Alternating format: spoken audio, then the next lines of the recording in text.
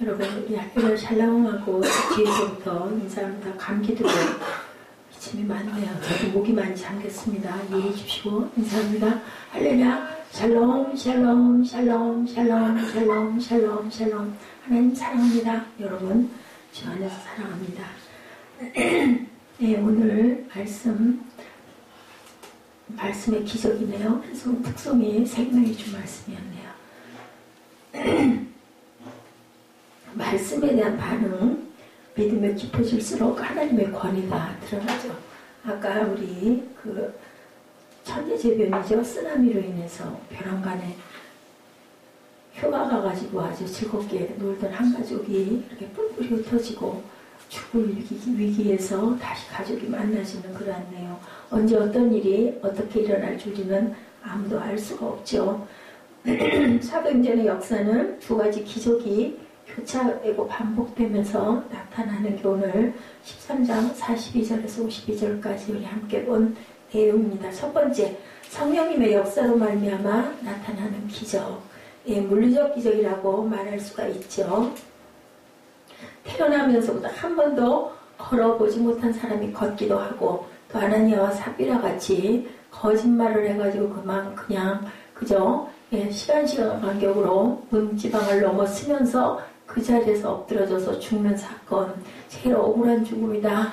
자기의 전답 팔아가지고 그 제자들 발 앞에 내놨는데 그만 일부를 살짝 감춘 것이 거짓말한 것으로 인하여 성령을 모독했다 해서 죽는 그러한 무서운, 그것도 기적이죠. 사실은 좋은 기적은 아니지만 이런 일들. 베드로가 천사의 도움으로 감옥에서 나오죠. 착고가 풀려가지고 나오는 부분을 우리가 지난 시간 같이 함께 공부했습니다.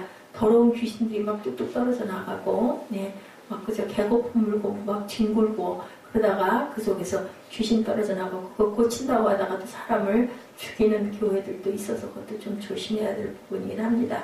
사도행전에 나타난 물리적인 기적들이 이렇게 함으로 인해서 하나님이 살아서 역사하심을, 또 우리 구역에서는 어떻게 써요? 요단강 건너는 사건, 그렇게 함으로 길갈에다가 12돌을 세우는, 그리고 네 후손들에게 전하고 알게 하라. 이런 사건들이 모두 다 기적의 사건들인데, 길갈이라는 것은 그저 굴러가다라는 뜻이 있어서 모든 우리의 그 죄가 다 이제 그 자리에서 없어졌다. 그래서 그 자리에서 할례 받는 사건이 새벽 예배에 우리 여호수아서 신명기를 거쳐서 여호수아서에서 나타나고 있습니다. 사도행전이 그 부분의 것을 신약에서 증거하고 있죠.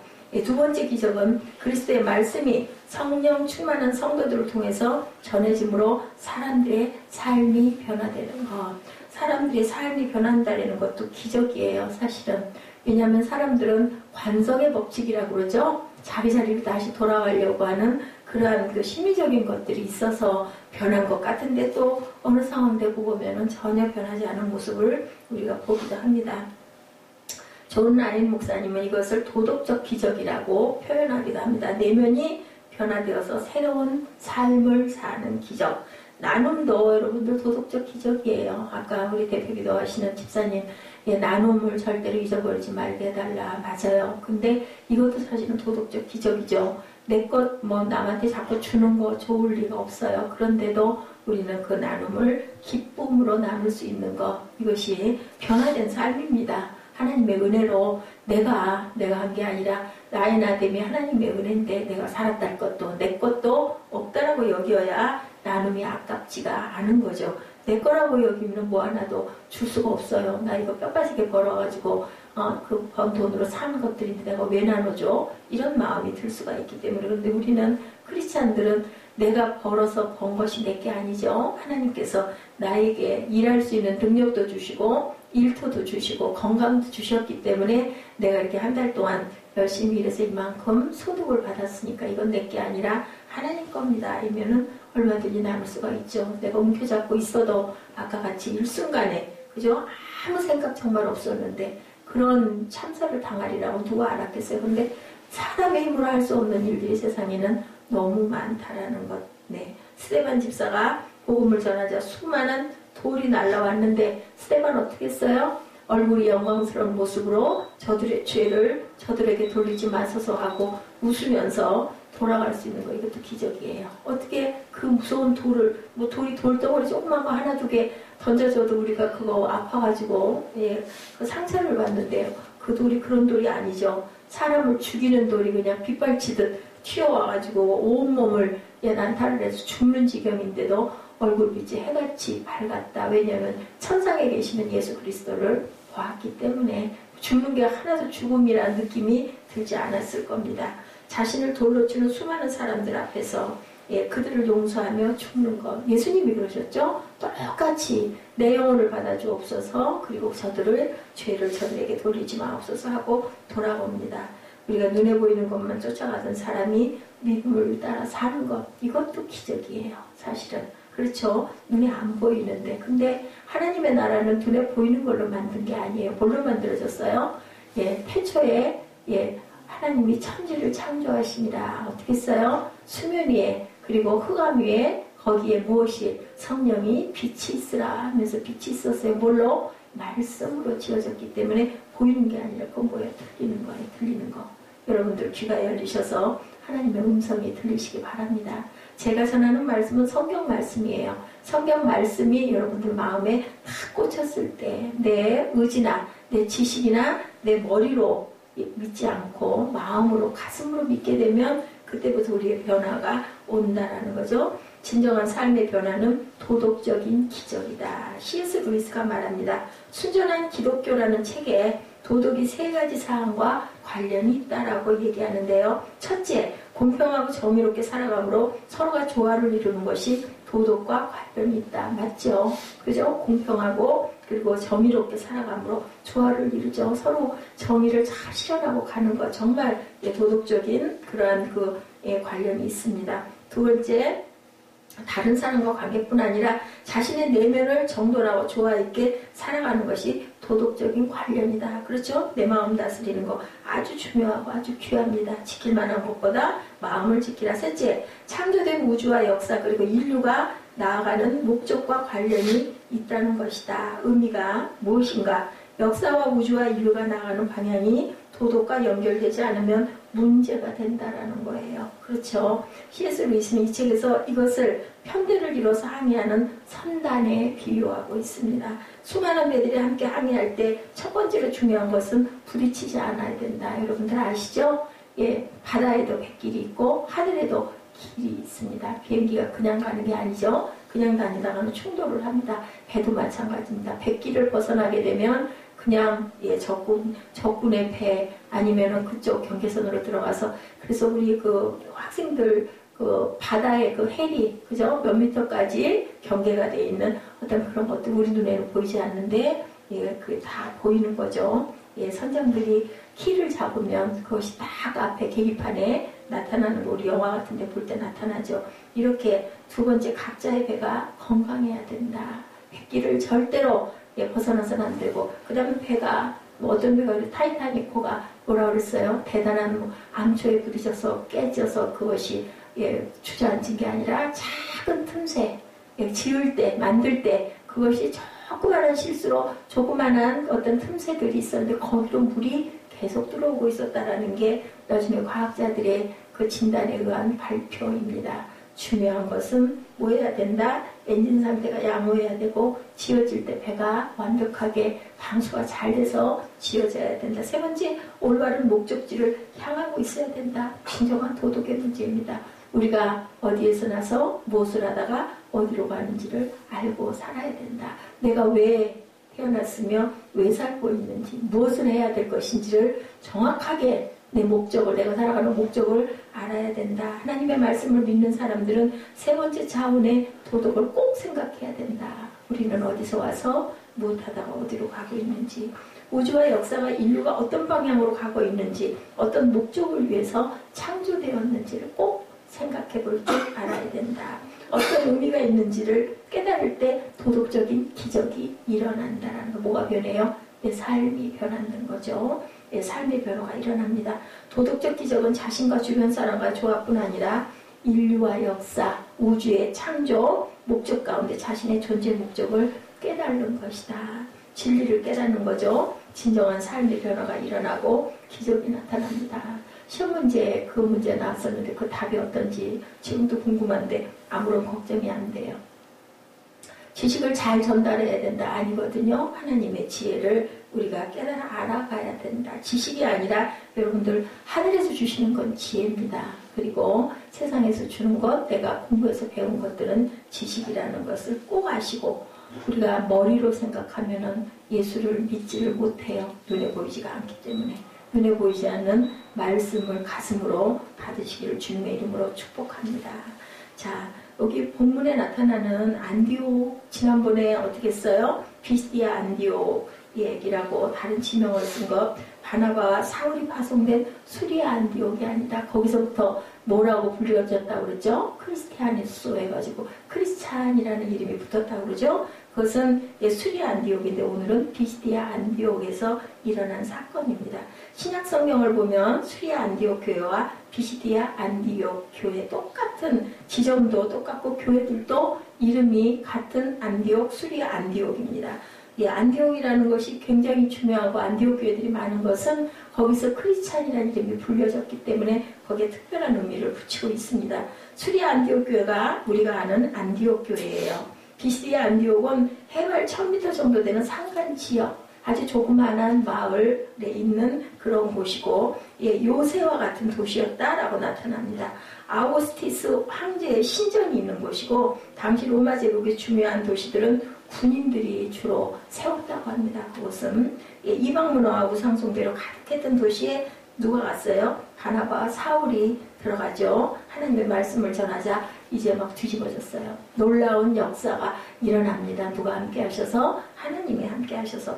바울이 한 게 아니라 하나님이 바울을 쓰신 거죠. 왜냐하면 써야 되기 때문에, 내가 택한 그릇이기 때문에 그의 눈을 덮어버리죠. 그리고 예수를 만나는 역사를 여러분들이 압니다. 다메섹 도상이죠. 비시디아 안디옥에서는 물리적인 기적이 절대로 나타나지 않았다. 아까 말한 것 같이 눈먼 자가 눈을 뜬다든지 아니면은 스테반이 돌 맞으면서 해같이 얼굴빛이 밝아져서 웃으면서 돌아갔다든지 이런 기적들은 일어나지 않았다. 병든 자가 고쳐진다든지 이런 건 일어나지 않았다고 합니다. 귀신이 떠나가는 그런 기적도 없었다고 합니다. 바나바와 사울이 비시디아 안디옥 회당에서 말씀을 전했을 뿐이에요. 근데 오늘 본문 우리 10절이나 되는 긴 거 읽었죠? 그랬는데 뭐라 그래요? 다시 내일 다음 주에도 와서 해주시오. 다음 주에도 와서 해주시오. 이방인들이 그 말씀을 들으면서 엄청난 은혜를 받게 되고 그게 소리에 소문이 나서 결국은 그 도시 전체가 뒤집어지는 역사가 일어난 것이 오늘 본문 말씀의 그러한 그 내용입니다. 성전이 파괴된 이후에 회당을 중심으로 신앙이 유지되고 있었어요. 가는 곳곳마다 회당들이 만들어져요. 이 사람들은 하나님을 사랑하기 때문에. 그래서 어땠어요? 그 추수감사절 청교도들도 가자마자 제일 먼저 지은 게 교회였다. 그 다음에 학교를 짓고 병원을 짓고 맨 나중에 집을 지었다라고 나타나죠. 이 시대 예배와 비슷하다고 생각하시면 되는데 하나님께 찬양하고 구약성경 몇 구절을 읽고 회당장이 설교를 할 수도 있고 회당이니까 회당장, 반에는 반장이 있죠. 통에는 통장이 있는 것처럼 회당장이 설교를 할 수도 있고 그 모임에 참여한 사람들 중에 특별한 방문객이나 특별한 사람들이 혹시 말씀을 전하고 싶다라고 하시는 그런 자기가 하겠다라는 생각을 갖고 있는 사람이 원하면 즉석에서 설교를 할 수도 있었다고 합니다. 당시 회당은 바나바와 사울이 복음을 전하기 아주 좋은 무대였었다. 회당의 질서만 존중하면 발언할 수 있었기 때문에 하나님의 말씀을 전할 수 있는 기회가 주어졌다. 그래서 약속대로 말씀대로 예언대로 바나바와 바울이 전하죠. 여러분들 아시죠? 사울이 바울 된 거. 바울은 헬라식 발음 그리고 사울은 아람. 예수님 당시에 아람어의 발음이다라는 거 이름은 똑같은 사람이에요. 근데 그 뜻이 큰 자와 작은 자가 됐어요. 사울은 큰 자, 바울은 작은 자의 의미를 갖고 있다라는 것. 왜냐하면 겸손하게 낮아졌죠. 사울이 바울 됨으로 인하여. 그래 다른 사람 같지만 똑같은 사람이고 발음이 헬라어와 아람어의 차이라는 것. 비시디아 안디옥 이전까지 기록을 보면요, 바나바와 사울이 다 표현을 했어요. 그런데 더 주도적인 역할을 바나바가 했죠. 근데 비시디아 안디옥 사역에서부터 이름 순서가 바뀝니다. 바울과 바나바. 그만큼 바울이 영향력 있게 많은 말씀을 잘 증거했다는 것을 우리가 알게 되었죠. 사울이라는 이름에서 바울이라는 이름으로 바꿔 쓴 것, 설명드린 대로 기억하시기 바랍니다. 성경은 여러분들 아셔야 돼요. 역사도 아셔야 돼요. 그리고 헬라어의 원어적인 해석도 조금은 아셔야 됩니다. 사역의 주도권이 이제 바나바에서 바울로 넘어왔지만 두 사람에게는 갈등이 전혀 없었다. 그죠? 제가 어저께 아이들 상장을 만들었어요. 스캔을 떠가지고 만드는데 제가 잘 못해서 전도사님이 오신 길에 마침 그래서 우리는 상장 많지 않잖아요. 아이들만 줄 거니까. 그래서 2장을 만들어 달라고는 제가 작년에 굉장히 그걸로 시험이 된 부분이 있었어요. 그 전해에는 2014년인가요? 2014년에는 그렇게 쓰질 않았는데 2015년에는 그 끝에 그 서명을 하는 날인날이 있습니다. 새생명 세빛교회 새생명 세빛교회 목사 이한나 목사 이렇게 썼는데 그게 마음이 영 시험이 오더라고요. 그 전에는 새생명 세빛교회 담임 목사 이한나 이렇게 썼었어요. 그래서 어저께 또 그렇게 쓰시길래 제가 그렇게 하시지 마시고 새생명 세빛교회 담임 목사 이한나 써주세요 했더니 굉장히 싫어하시더라고요. 그러면서 어떤 게 부딪혔냐면 이거 영적으로 아직까지도 이렇구나. 아니 교회가 작아요. 가족으로 구성된 조그만한 교회이긴 하지만 담임 목사 맞잖아요. 그냥 목사하고 담임 목사는 달라요. 그냥 목사는 교회에 10명도 있을 수 있고 20명도 있을 수 있어요. 근데 담임 목사님은 한 분밖에 안 계시거든요.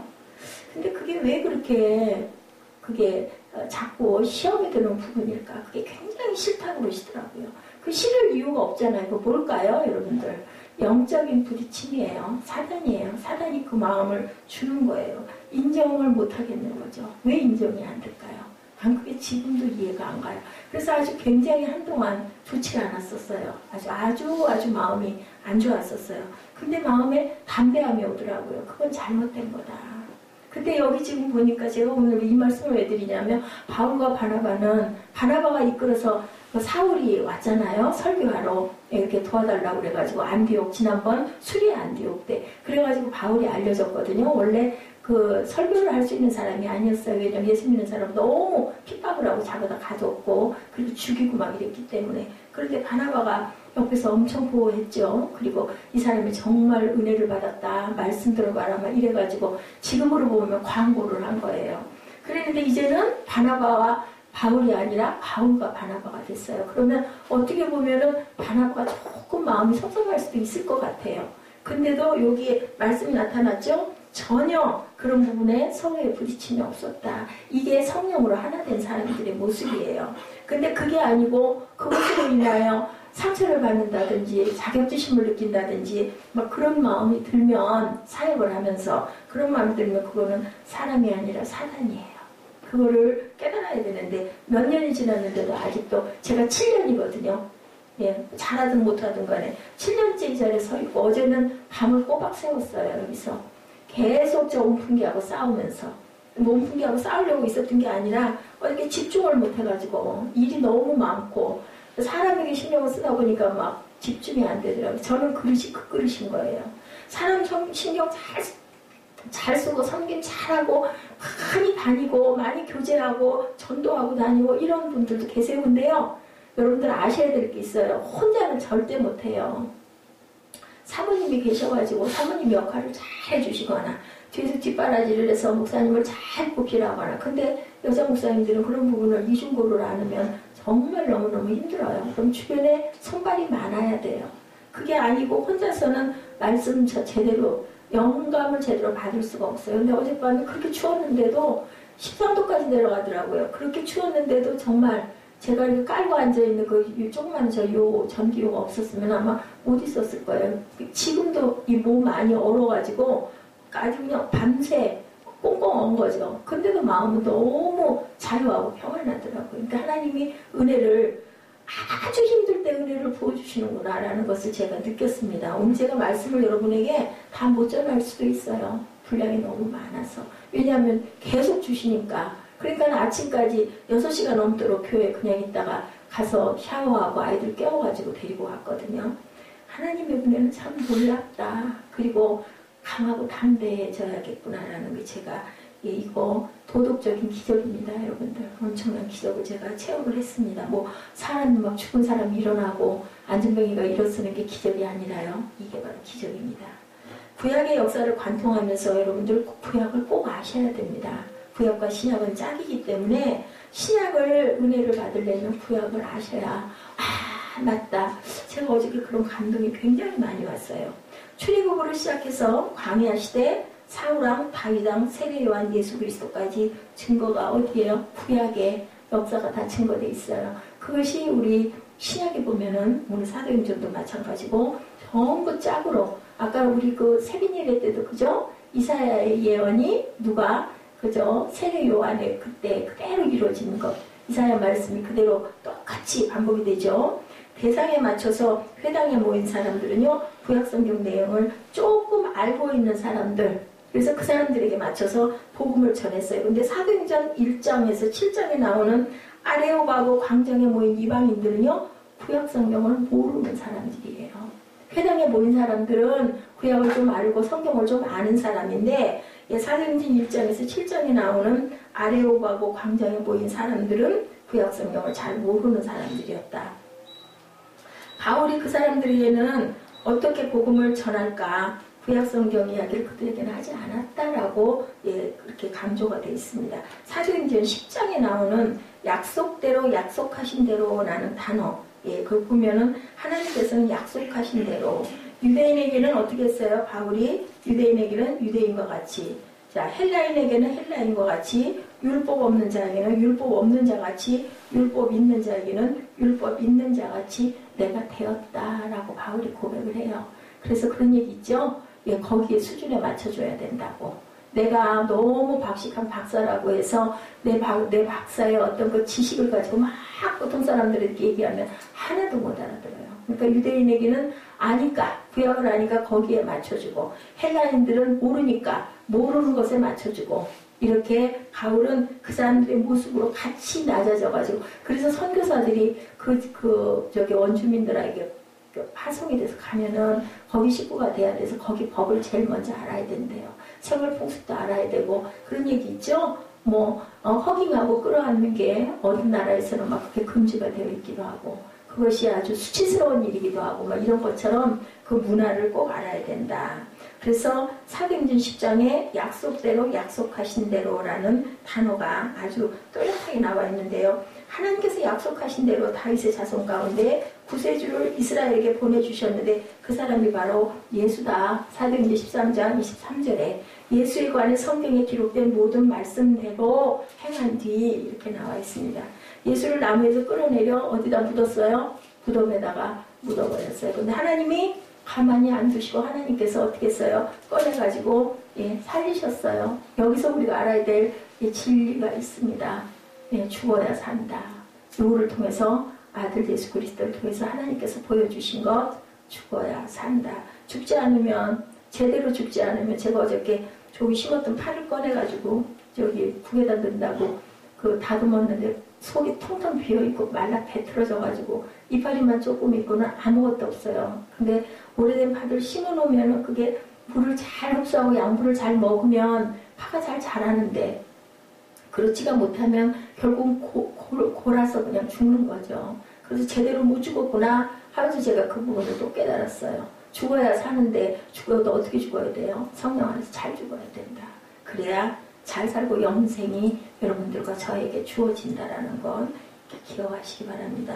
반복되는 단어가 약속대로, 말씀대로, 예언대로 어떻게 된다? 이루어진다. 하나님께서는 1.1획도 변함이 없으세요. 약속은 약속대로, 예언했던 건 예언했던 대로, 그렇게 말씀했던 건 말씀대로 그대로 이루어진다. 바울은 예수님의 역사 속 약속에 따라 오셨고 약속대로 삶을 통해서 이루셨고 다시 오실 약속을 기다리고 있다라고 그렇게 얘기했어요. 구약을 모르는 헬라인들에게는 하나님께서 그렇게 오셨고 그렇게 하셨고 그렇게 예언했고 그렇게 이루어질 것이다라고 얘기를 했다는 거죠. 예수님은 자라나면서 진리의 눈을 떠서 스스로 메시아가 되기로 결심하고 결심대로 메시아가 되신 종교적인 사람이 아니다. 사람이 아닌 하나님이다. 예, 그렇게 해보니 너무너무 좋아서 나 예수가 될 거야. 나 하나님의 아들 될 거야. 이렇게 해서 만들어진 사람이 아니라는 것을 여러분들이 꼭 알고 믿어야 된다. 예수님은 구약의 약속을 따라서 오셨어요. 오늘 새벽 예배 때도 말씀드렸지만 구약 성경의 메시아에 대한 예언이 200여 개가 넘습니다. 간접적으로 언급한 까지 따지면 굉장히 많은데 역사를 보는 눈을 뜨게 하는 성경을 여러분들 아셔야 된다. 아는데 어떻게 알아야 되느냐? 그냥 쉽게 귀로 듣기만 해갖고 알아지는 것은 아니에요. 열심히 아시기를 바랍니다. 예, 몇십 년을 교회를 나갔어도 성경을 제대로 주일날만 가서 그냥 잠깐 예배드리고 찬양하고 그렇게 오면은 성경을 알 수 없어요. 성경은 꼭 아셔야 된다라는 것.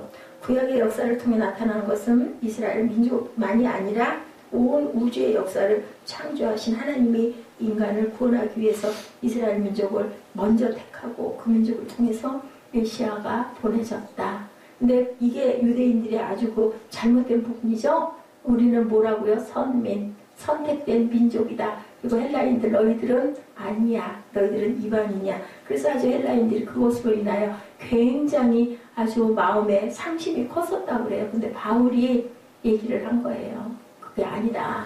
뭐 먼저 유대인에서부터 왔지만 나중에는 어디로? 이방으로 전하려고 하나님께서 당신들을 자녀로 부르셨다. 뭘 줬어요? 소망을 줬다라는 거죠. 바울이 전한 복음은 사람들로 하여금 이렇게 해서 역사를 보는 눈을 뜨게 했다. 어떤 선택된 민족에게만 복을 주는 게 아니라 온 세계 모든 만민에게라는 것을 알게 한 것이 바울이 전한 설교였고 그러므로 인하여 그 사람들이 다음 주에도 와주세요. 다음 주에도 와주세요. 이러한 그 눈뜸을 갖게 됐다라는 것. 인류의 기원이 무엇이고 어디로 가고 어디쯤 왔고 어떻게 끝날 것인지 그것을 꼭 알아야 된다. 그것을 보여주신 게 바로 성경이다. 성경은 눈을 뜨게 해주는 책이다. 성경을 보면 역사를 보는 눈이 열린다. 왜냐하면 역사 속에 하나님이 분명히 계시기 때문에 사람들로 인하여 만들어진 역사가 절대로 아니라는 것을 여러분들이 믿으셔야 된다는 거죠. 우리나라 지금 대통령 그죠? 찬반 투표에서 과반수가 넘어가지고 이제 대통령이 모든 일을 할 수 없도록 멈춰졌죠. 대신 총리가 대신해서 다음 때 대통령 뽑을 때까지 한 달 얼마 동안인가 이렇게 대신 자리를 맡는다라는 얘기를 들었습니다. 무엇으로 인함이에요? 우리나라가 이렇게 된 일이 노무현 대통령 때 잠깐 그랬다고 했던가요? 12년 만이라고 그러던데. 뭐예요? 우상숭배. 저는 다른 거는 별로 알고 싶지도 않고 그냥 별로 그런 마음이 오질 않아요. 근데 딱 그냥 그 단어 하나 우상숭배였구나라는 생각 들더라고요.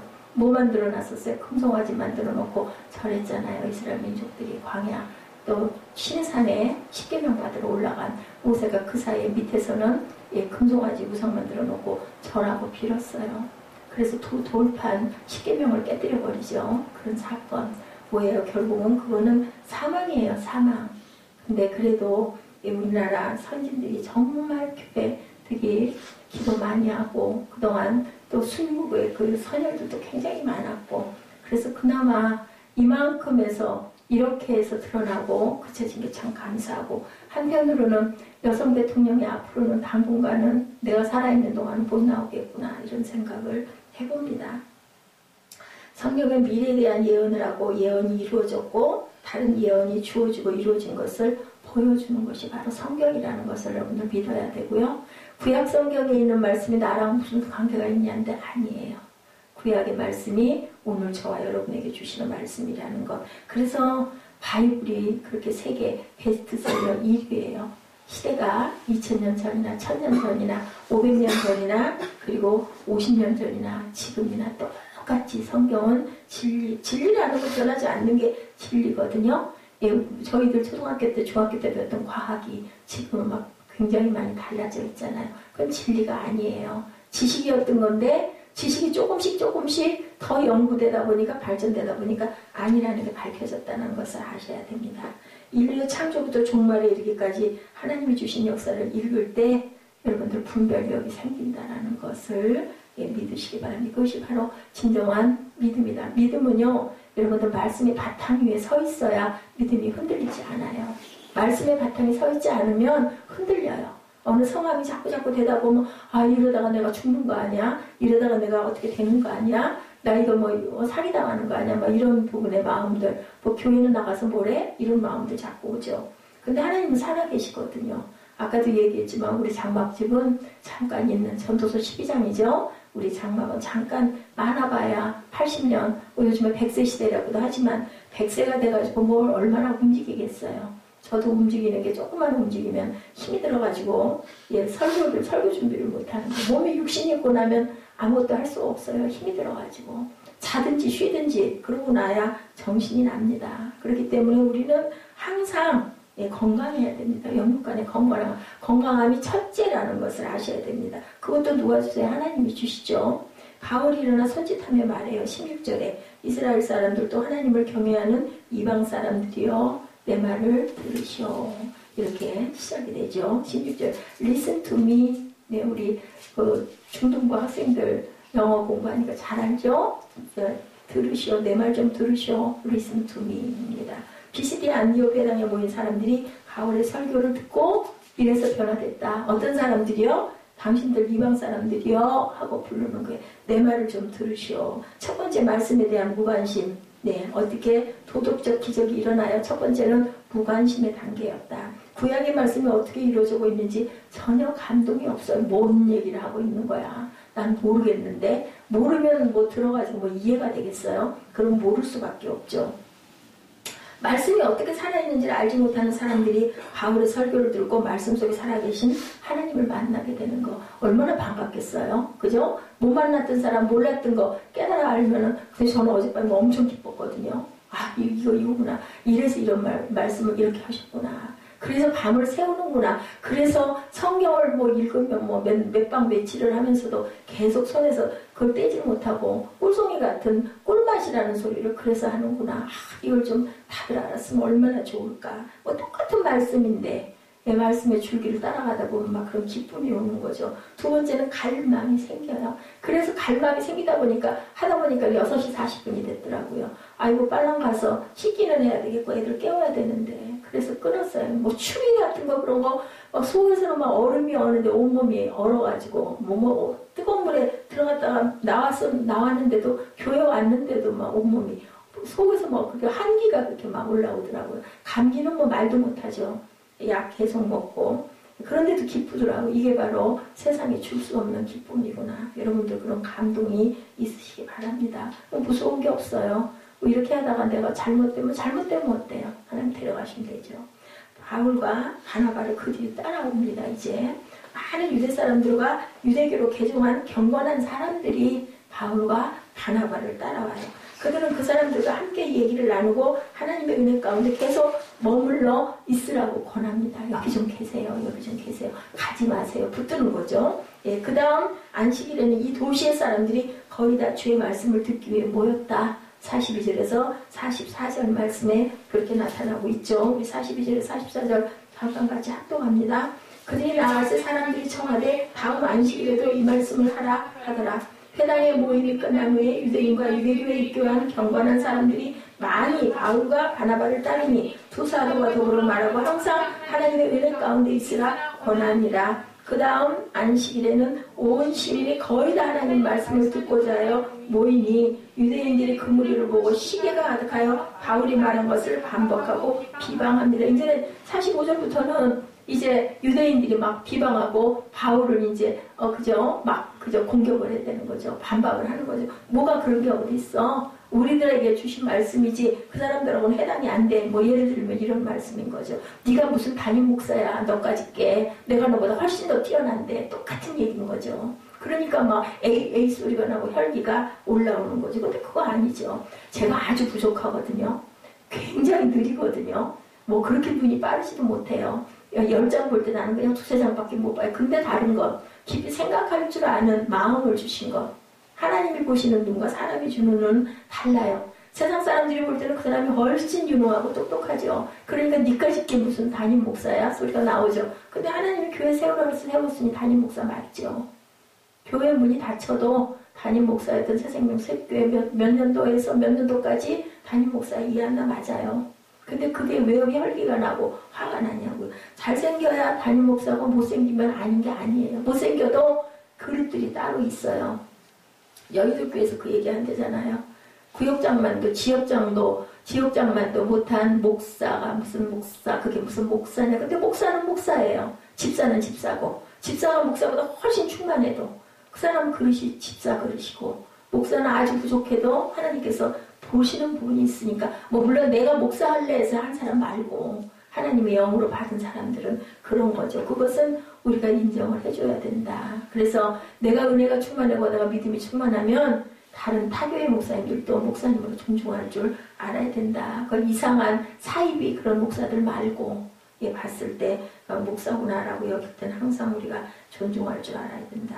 잘생겨서가 아니라 하나님 말씀 전하는 사람이니까, 증거하는 사람이니까. 그 사람도 생활에 어둠이 많겠지만 그거 보시지 마시고 말씀을 보시기 바랍니다. 집회가 끝난 후에 많은 유대 사람들은 유대교로 개종하는 경고하는 사람들이 바울과 바나바를 따라왔다라고 나타나 있죠. 그 사람들이 이제 갈망을 해요. 말씀의 갈망이죠. 어떻게 돼서 그렇게 된 걸까? 왜 그렇게 말씀하셨을까? 그건 무슨 뜻일까? 막 이런 궁금함이 막 생기는 거죠. 요한복음 3장 6절이죠. 육으로 난 것은 육이요 영으로 난 것은 영이니 내가 네게 거듭나야 하겠다는 말을 놀랍게 여기지 말라. 누가 그랬어요? 니고데모에게 얘기하죠. 그리고 물과 성령으로 거듭나야 되는데 그랬더니 니고데모가 깜짝 놀라죠. 밤에 찾아왔다가 그러면 어떻게 모태 속으로 내가 이렇게 나이가 먹었는데 어떻게 들어갑니까? 근데요, 여기서 거듭나라는 얘기가 그 얘기 똑같은 원어에 그렇게 나타난 거예요. 엄마한테서 낳듯이 그렇게 낳으라고 얘기한 거예요. 그러니까 니고데모가 아니 어떻게 내가 다시 엄마 속으로 모태 속으로 들어가란 말이니까 소리가 나온 거죠. 그래서 원어를 모르면 도대체 이상해. 그 말이 왜 그 말이야? 라고 생각할 수가 있다는 거죠. 바람이 이때 여기서 얘기합니다. 요한복음 3장 8절 말씀이에요. 제가 여기서 어저께 엄청난 은혜를 받았습니다. 바람이 임으로 불면 내가 그 소리를 들어도 어디서 오며 어디로 가는지 알지 못하나니 성령으로 난 사람은 다 이러하니라. 안다는 거죠. 알 수 있다는 거죠. 그 조용기 목사님이 이 소리를 맨날 그러셨잖아요. 어디에서 와서 뭐 때문에 살며 어디로 가는지 알지 못하고 살았나이다. 아주 귀에 못이 박히게 기도할 때마다 말씀할 때마다 이 얘기는요. 이 얘기를 여러분들 인터넷에 한번 쳐보세요. 무조건 조용기 목사님 딱 떠올라와요. 아주 그냥 12개 정도 떠있어요. 쫙 하고. 왜냐하면 이 소리를 너무 많이 하셨기 때문에. 근데 정말 진리의 말씀이에요. 어디서 나서 뭐 때문에 살면 어디로 가는지 알지 못하고 사는 인생. 그래서 전도자 그죠? 솔로몬이 헛되고 헛되니 모든 것이 헛되도다. 제가 아까 기도할 때 묵상해줄 때 해드린 말씀 12장 말씀 나중에 한번 쭉 읽어보도록 하세요. 맨 끝절에 그렇게 나와요. 헛되고 헛되도다. 헛되고 헛되니 모든 것이 헛되도다입니다. 솔로몬 같은 사람도 그렇게 고백을 하죠. 세 번째는 갈망을 넘어 이제는 어떻게 돼요? 찬양하는 단계로 간다. 뭐하고 나면 이제 막 말씀이 막 사모되고 막 너무 알고 싶고 궁금하고 말씀만 들으면 막 너무 시간 가는 줄 모르고 뭐 더 좀 해주세요. 이러다 보면 나중에 이제 뭐예요? 막 찬양하고 싶어진다. 너무 기쁜 거죠. 더 좋아가지고 우리 노래 부를 때 뭐 기쁘니까 물론 슬퍼서 부르기도 하지만 찬양하면 막 기뻐가지고 막 그죠? 아까 그 찬양 저희 교회는요 수요 예배 금요철에 굉장히 찬양의 은혜가 넘쳐요. 말씀이 중요한 게 아니라 제가 그걸 느낍니다. 주일보다도. 영원한 생명을 얻도록 선택된 사람들은 이래서 48절에 모두 믿게 됐다라고 증거하고 있습니다. 48절 보실까요? 이방인들이 듣고 기뻐하며 하나님의 말씀을 찬송하며 영생을 주시기로 작정되면 다 믿더라.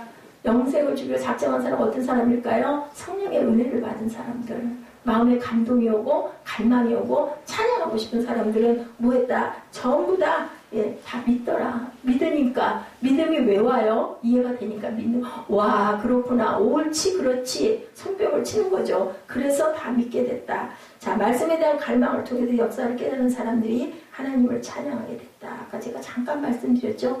태초에 말씀이 계셨습니다. 저는 신학을 하게 된 그 초기에 왔던 말씀이 항상 이 얘기에서 창세기 1장 1절 2절 땅이 혼돈하고 흑암 중에 그래서 거기 쓰라미 빛이 있었더라. 그 부분이 그렇게 귀에 막 쟁쟁쟁쟁 들렸어요. 매일매일 그냥 앉으라서나 어디를 가나. 그 말씀은 하나님과 함께 계셔. 그 말씀은 하나님이 쉬었다. 말씀 자체가 하나님이 쉬었다. 요한복음 1장 1절이죠. 하나님은 우리 가운데 말씀을 통해서 임재하신다라는 것. 말씀은 눈에 보이는 게 아니라 귀에 들리는 거라는 것. 천지 창조도 하나님께서 보이지 않는 것으로 무에서 유를 창조했다는 것을 여러분들 꼭 이해하시기 바랍니다. 이게 바로 주께서 우리에게 하신 명령이에요. 말씀이 곧 하나님이다라는 것. 그죠? 47절에 내가 너를 이방 사람들의 빛으로 삼았으니 이는 내가 땅 끝까지 구원을 이루게 하려는 것이다. 하나님이 유대인들을 먼저 택한 이유는 이방 사람들 가운데 빛이 되게 하려는 것이었다라는 거예요. 누구를? 유대인들을. 근데 유대인들만의 하나님은 절대로 아니다. 그 빛으로 인하여 이방을 비추라고 내가 너희들을 먼저 택했다라는 거죠. 이방인으로서 회당에 참석한 사람들의 마음이 어땠을까? 유대인들은 우리의 하나님이야. 이스라엘의 하나님이야. 나는 선민이야. 이랬을 때. 근데 그게 아니라고 얘기하니까 막 너무 그 사람들은 기뻤다는 거죠. 소망이 일어났던 거죠. 하나님을 경외하고 유대교로 개종을 했지만 유대인은 아니었기 때문에 항상 한쪽이. 그래서 바울도 그러죠. 나 사도 된다. 바울은. 사도는 대개는 예수님 당시 예수를 만났던 제자들인데 바울은 아닌데 나는 만났다. 어디서 다메섹에서 내가 나중에 만삭되지 못한 나 같은 자에게도 예수께서 나타나셨다. 이렇게 증거하고 있죠.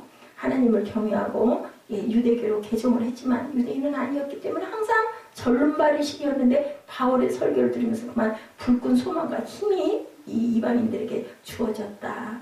보이지 않는 차별이 있었던 것. 이방인들이 사도 바울의 말씀을 통해서 깨달은 것은 유대인들을 먼저 택한 것은 그들만 위해서가 아니라 우리를 위해서도 이다라는 것을 알고 힘이 났다. 놀라운 하나님의 사랑을 깨달으면서 찬양하게 되었다. 그들이 뒤집어진 이유입니다. 네 번째 주의 말씀이 들어가니까 어떻게 됐어요? 두루 퍼지게 되었다라고 얘기합니다.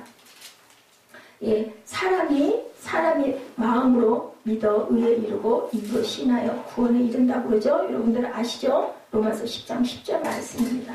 우리가 이렇게요. 마음으로 믿어서 의에 이르고 입으로 시인해서 구원해. 여러분들 나 구원받았네. 그래서 나 구원받았네. 우리 구원받았네. 찬양이죠.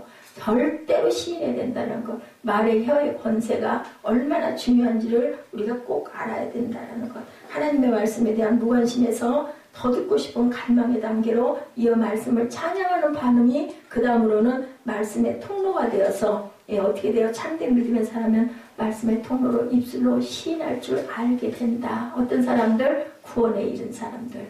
그래서 우리가 자녀들에게도요 열심히 축복해 주시. 제가 아주 마음이 찔렸어요. 제가 요즘 우리 아들이 아주 이상한 짓을 너무 많이 해서 아니 안 쳐다보고 싶거든요. 갖다 버렸으면 좋겠어 진짜. 근데요 이 말씀 준비하면서 아이고 그래 축복해줘야 되는데 근데 그 말은 다 안 믿는 사람들도 다 그 얘기하잖아요. 말이 씨가 된다고. 그리고 항상 얘기할 때 망할 녀석 얘기하지 말고 흥할 녀석 하고 얘기하라. 근데 누가 그러나요? 그래서 제가 기억나요. 저기 신학교 다닐 때 막 바쁘게 다 뛰어다녀요. 나이들도 40대 이상들인데 거의 다들 막 계단 5층까지 뛰어 올라가고 저 그때 지금 같아서 못 다녔을 텐데 그래 하나님 다 때가 있는 것 같아요. 막 뛰어 올라가면서 아이고 살겠네 그러고 뛰어다녀요. 화장실은 줄을 쓰는데 갈 일은 많고 공부는 바빠 죽겠고 뛰어 올라가면 없으면 5층에서 밑에 2층까지 내려와가지고 화장실 보고 또 막 뛰어 올라가고 제일 먼저 뛰어다니는 사람이 저죠. 화장실 제일 많이 다니니까. 하나님 말씀의 권위가 최우선이라는 것. 이방인들에게 역사가 나타났을 때 일부 유대인들에게 이렇게 시기가 아까 그죠? 시기심이 생겨서 막 공격하기 시작했다. 자, 바울이 말하는 것을 반대하고 모욕하죠. 말씀에 대한 해석의 문제가 아닌 거예요. 시기가 일어난 거예요. 우리들이 최고지 무슨 저건 개인데 이방인들은 개인데 막 이런 마음들. 그들이 왜 시기했을까? 바울과 바나바가 유대인에게 먼저 말씀을 전했지만 그들은 받아들이지를 않았어요. 유대인들에게. 않으니까 이제 어디로 가서 이방으로 간 거예요. 그러니까 그걸 보면서 배가 아픈 거예요. 저것들에게 전해가지고 저것들이 기뻐하고 뛰고 막 찬양하고 하니까 약이 오르고 속이 상한 거죠. 그들은 어떤 말씀이 전하고 사람들이 어떻게 반응하는지에 관심 없어. 그냥 다만 예수님 죽일 때도 그렇게 해서 죽였잖아요. 뭐 했다고? 도대체 십계명을 뭘로 한 거야? 왜 안식일에 일을 해? 막 이러면서, 그죠? 사람 살려놓은 건 아무 상관없고, 왜 하필이면 안식일에 사람을 살려? 이게 문제예요. 이게 말이 되냐고. 그렇게 예수님이 그러잖아요. 이것은 그런 모든 것들은 사람을 위해서 만들어진 것이지, 율법을 위해서 만들어진 것이 아니라고 말씀합니다. 하나님의 말씀이 권위가 아니라 자신의 생각과 삶의 방식들이 다들 권위였어요. 누가? 유대인들이. 그렇기 때문에 이렇게 잘못된 부분들로 뭉쳐진 거죠. 자신의 권위가 얼마나 적용되느냐를 더 중요하게 여겼다라고 나타나 있습니다. 중간에 백지 엄청 많네요. 하나님 말씀이 권위가 살아있는 공동체가 아니라 자신의 권위가 살아있을 때 문제가 발생한다.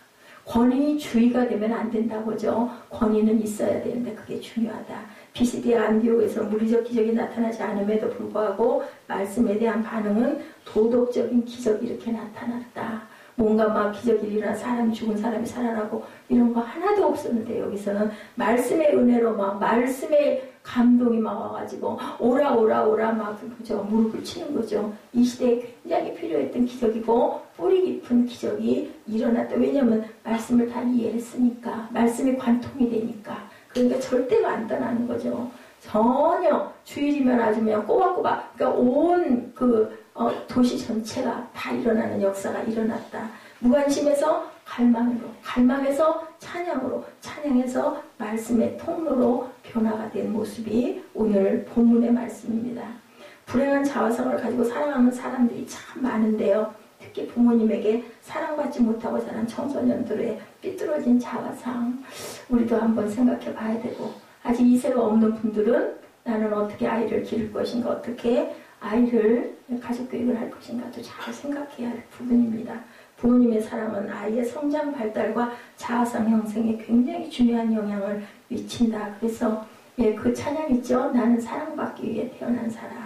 왜 그 얘기가 나왔겠습니까? 미국 UCLA 연구팀이 엄마의 사랑을 꾸준히 받은 3세 아이와 부모에게 버림을 받고 사랑받지 못한 3세 아이의 뇌를 CT로 촬영해서 사진을 비교 분석했더니 놀라운 결과가 나왔다고 합니다. 엄마에게 사랑을 받고 자란 아이 뇌는 크고 잘 발달되어 있고 사랑받지 못한 아이는 검고 색깔이 검고 그리고 아주 그 뇌가 아주 좋지가 않았다고 합니다. 크기도 조그맣고. 그런데요, 연구팀의 주장에 의하면 뇌가 제대로 자라지 못한 아이는 마약 중독이나 폭력 각종 범죄와 연관될 가능성이 높다. 정신적 질병이나 다른 질병에도 심하게 노출될 우려가 있다고 합니다.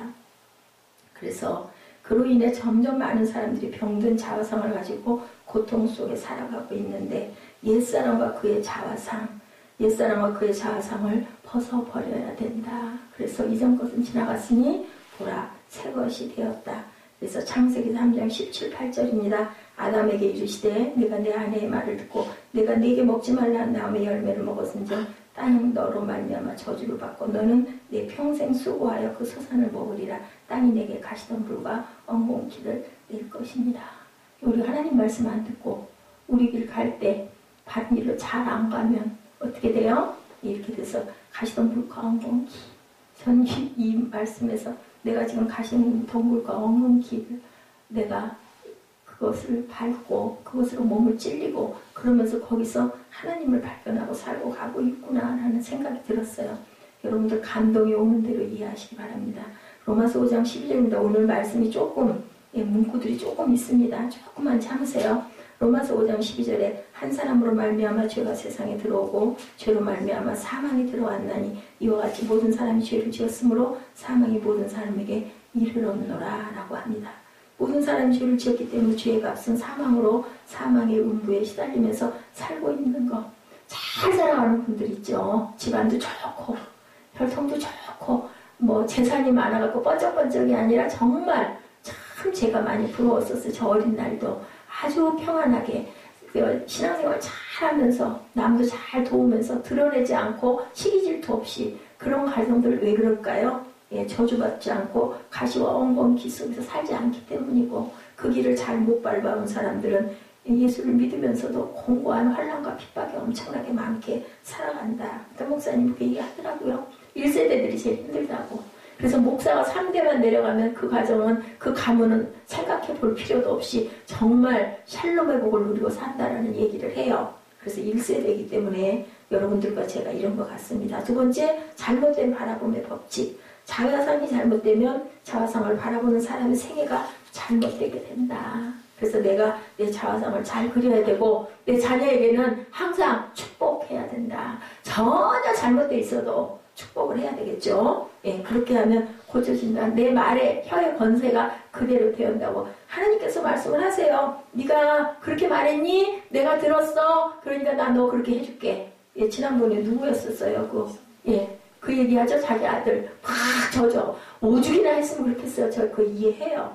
그랬더니 어느 날 새벽 예배에서 그냥 번뜩 가슴을 치더라죠. 너 내가 네 아들 그렇게 만들면 더 좋겠니? 그래서 그 다음부터는 정말 입에서 욕을 제해버렸다는 그 생각이 나더라고요. 40일 동안 가나안 땅 정탐했던 12명의 정탐꾼 얘기 아시죠? 10명들은 우리는 그들의 밥이다. 절대로 못 들어가는 우리 죽는다. 그 사람들 막 네피림 안악자손 막 장대한 신장인데 우리가 어떻게 하냐고 그러죠? 가나안 땅 정탐하고 돌아오라고 모세가 보냈는데 그들이 40일 40야를 가나안 땅을 다니면서 본 것을 보고하는 것은 완전히 절망의 보고였다. 근데 어땠어요? 여호수아와 갈렙은 반대로 얘기를 하죠. 똑같은 현상을 봤는데 그랬더니 결국 어떻게 돼요? 그 사람들은 들어가게 하고 그거 아니라고 한 사람 그래? 너 그 광야에서 그 사람들 죽기까지 있었던 게 40년이에요. 다 죽고 나서 여호수아와 갈렙과 그리고 그 광야에서 난 이 세대들 뭐예요? 할례받게 하죠. 광야에서 나서 할례 못 받은 자들 그렇게 해서 가나안에 들어가게 된 것 이것이 바로 구원이라는 것 신약의 구원입니다. 민수기 14장 28절에서 29절에 하나님이 말씀하시기를 너희 말이 내 귀에 들린 대로 내가 너에게 행하리니 너희 시체가 이 광야에 엎드러질 것이다. 왜 나를 불러내갖고 이 광야에서 죽게 하냐고 차라리 그냥 애국에 있을 때가 낫다고 그 소리를 하나님이 들으셨다는 거죠. 사람들만 우리 말을 듣는 게 아니라 여러분들 하나님께서도 사람들의 말을 듣는다라는 거 이건 뭐 저한테 하는 얘기예요. 이건 하나님이 저한테 제가 오늘 새벽에 막 이것 때문에 막 끊을 수가 없었어요. 맞아요. 그렇습니다. 항상 우리가 나는 못 살겠다 안 된다 나는 병들었다 난 죽을 거야 아유 빨리 죽었으면 좋겠어 이 소리 하면 그대로 된다라는 거. 왜 나 일생은 늘 이렇게 이런 일들만 이렇게 있는 거야 나 너무 억울해 막 이런 거죠. 우리 아까 우리 사무엘이 그래서 웃었죠. 예. 우리가 시한부 인생이면 뭐 하겠냐고 그랬더니 뭐래더라 자살 어쩌고 하면 먹을 거 먹고나 죽자. 자 우리 사무엘은 애기예요 아직 보니 우리 말은 이렇게 굉장한 에너지가 있다는 거 많이 여러분들 설교도 많이 들으셨잖아요. 우리 혀에 그 더러운 그 사단의 그런 것들 우리 거기에 요동돼서 안 된다. 하나님의 내 귀에 들린 대로 너에게 행하겠다고 했으니까 우리 말을 속에서 막 이런 게 올라오더라도 우리 말을 조심해야 된다. 민수기 14장 6절에서 9절에 그 땅을 정탐한 자 중 눈의 아들 여호수아와 여분의 아들 갈렙이 자기들의 옷을 찢고 이스라엘 자손의 온 회중에 말하 이르되 우리가 두루다니며 정탐한 땅은 심히 아름다운 땅이라 여호와께서 우리를 기뻐하시면 우리를 그 땅으로 인도하여 들이시고 그 땅을 우리에게 주시리라. 이는 과연 적과 꿀이 흐르는 땅이니라. 다만 야훼를 거역하지 말라. 또 그 땅 백성을 두려워하지 말라. 그들은 우리의 먹이라. 뭐가 더 앞섰어요? 믿음이 앞섰어요. 실제로는 절대로 말도 안 돼. 불가능이야. 근데 하나님이 주신다고 하셨으니까 하나님께서 하실 거야. 그 믿음이 중요한 거죠. 안 그러면 우리가 죽어. 그러니까 그들은 우리의 먹이다 라고 그렇게 해서 그들을 살려놨어요. 하나님이.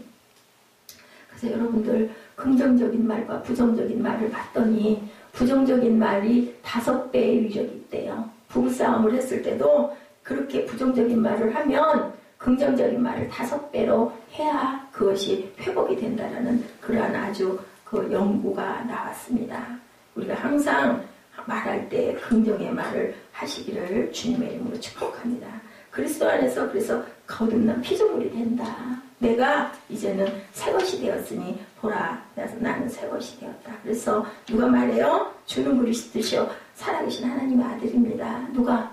베드로가 고백하죠. 그것은 네가 한 게 아니라 내 아버지께서 너에게 가르쳐준 거야. 내가 너를 반석 위에 세워줄게. 내가 천국 열쇠 줄게. 뭐예요? 구원을 준 거예요. 로마서 10장 9절이죠. 사람이 마음으로 믿어 의에 이루고 입으로 신하여 구원을 이루리라. 분명히 말씀합니다. 이 말씀 굉장히 귀한 말씀입니다. 로마서 4장 17, 8절에 그가 믿는 바 하나님은 죽은 자를 살리시며 없는 것을 있는 것으로 부르시는 이시니라. 조용기 목사님 얘기가 아주 재밌더라고요. 간증이 잠깐 나왔는데 이분은 이름이 너무 많대요. 해외 나가면 그 얘기의 에피소드를 제가 보고 얼마나 웃겼는지 몰라요. 아니 해외로 나가다 보니까는 주일날은 한국으로 돌아와서 설교해야 되고 아프리카로 바로 그 저녁이라 그 뒷날 또 떠나가가지고 그 먼데 가가지고 또 그 사람들한테 가서 설교해야 되고 막 그저 그렇게 막 불려다니실 때 그런 얘기가 들었대요. 나는 이렇게는 도저히 하나님 살 수가 없습니다. 어떻게 살면 좋을까요? 하다가는 생각이 났대요. 내가 다윗처럼 그렇게 좀 하나님 사랑받으면서 합한 자가 좀 되면 좀 낫지 않을까요? 하고는 이름을 데이비드 용기조 하고 이름을 붙였대요. 나 근데 이름을 하나 지어봐야 되겠다. 왜냐하면 말하는 대로 된다라고 이분도 믿기 때문에 그랬답니다.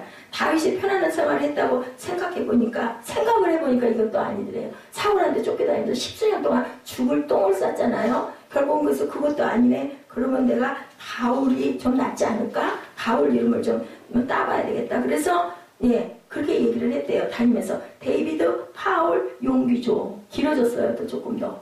그러면 이제 사람들이 해외 나가면 소개할 때 얘기를 한대죠. 데이비드 조, 예스 파울, 조, 예스, 용기조, 오케이 했대요. 자기 이름은 뭐가 뭔지 모르겠다. 그런데도 불구하고 이것도 하나님의 은혜다라는 얘기를 하시는 걸 듣고 여러분들 이름이 굉장히 중요해요. 잘 불러줘야 돼요. 근데 이 목사님 말씀이 그렇지 욕심이 많으신 목사님이세요. 좋은 이름은 다 갖고 싶어서 그죠? 파울도 따서 쓰고 그리고 또한 다윗도 따서 쓰고 그래서 한국 여의도 순복음교회 목사가 데이비드 조라는 목사를 잘한다. 다른 사람이 파울 조 말이지 아니 파울 조 말고 용기 조 이렇게들 얘기들 해서 옥신각신하고 있다라는 얘기를 해요. 이분이 어찌됐든 간에 말년은 조금 어떤지 모르겠지만 정말 우리나라를 선양하는 게 큰 그죠? 어떻게 보면은 뭐예요? 지금 박근혜 대통령보다 더 귀한 은혜를 엄청나게 많이 끼쳤다. 그 일생을 사시면서 큰 획을 그으셨습니다. 여러분들 히브리서 12장 2절 아시죠? 믿으며 주여 온전케 하신 이인 예수를 바라보자. 십자가를 바라볼 때마다 십자가에 달려있는 예수님 속에 내가 있다라는 것 나의 죄로 인하여 예수님이 고난받고 십자가에 처형받으니 내가 그 안에 있고 내가 거기 죽어서 그 다음에 어떻게 돼서 예수님 부활하셨잖아요. 잘 죽고 잘 사시기를 주님의 이름으로 축복합니다. 항상 예수님과 같이 살면 예수님이 하신 일을 우리도 할 거라고 그러죠. 요한복음 14장 12절입니다. 나를 믿는 자는 나의 하는 일을 저들도 할 것이요 또한 이보다 더 큰 것도 하리니 이는 내가 아버지께 가느니라. 그래서 사랑하는 자여 내 영혼이 잘된 같이 내가 범사에 잘되고 강건하기를 내가 간구하노라.